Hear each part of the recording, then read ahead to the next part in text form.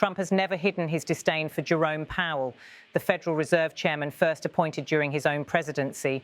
On this occasion, his critique was both blunt and personal. Donald Trump said, on U.S. Federal Reserve Fed Chairman Jerome Powell, the Fed should have done more. Too late. Powell, he's terrible. He's a terrible chair. I think it's just terrible. For Trump, Powell's perceived mismanagement of monetary policy remains a recurring grievance. His comments reflect his belief that the Fed should act more aggressively to stimulate the economy or counter financial risks. Critics argue such attacks undermine the Fed's independence, long considered essential to economic stability. Trump also weighed in on international security, particularly reports of Russian fighter jets violating Estonian airspace. His response was cautious, but hinted at potential escalation. Donald Trump said, on Estonia reporting an incursion in its airspace by Russian fighter jets, I don't love it. I don't love it. I don't like it when that happens. It could be big trouble, but I'll let you know later. They're going to report back to me in about an hour. The comment conveyed unease while stopping short of promising immediate retaliation. By acknowledging the seriousness without committing to action, Trump positioned himself as waiting for intelligence briefings before making decisions. His big trouble remark nonetheless underscored the risks of miscalculation in NATO's eastern flank.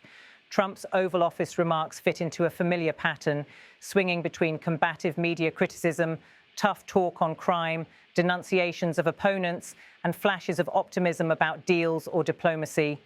The assertion that media coverage is illegal sparked immediate legal and political debate. The US Constitution's First Amendment guarantees freedom of the press, and no law defines critical coverage as unlawful. Trump's suggestion instead aligns with his broader attempt to delegitimize news outlets he considers adversarial. His framing of domestic unrest as war aligns with his push to justify aggressive law enforcement and military-style strategies, echoing language used during past crackdowns in cities such as Portland and Chicago. On foreign policy, Trump's positive comments on TikTok may be intended to project progress amid broader tensions with Beijing.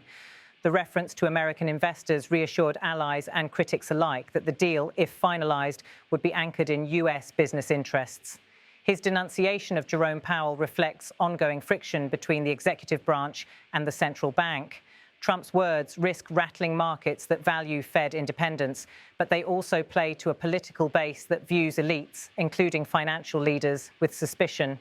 Finally, his cautious stance on Estonia signaled both awareness of NATO commitments and reluctance to escalate prematurely.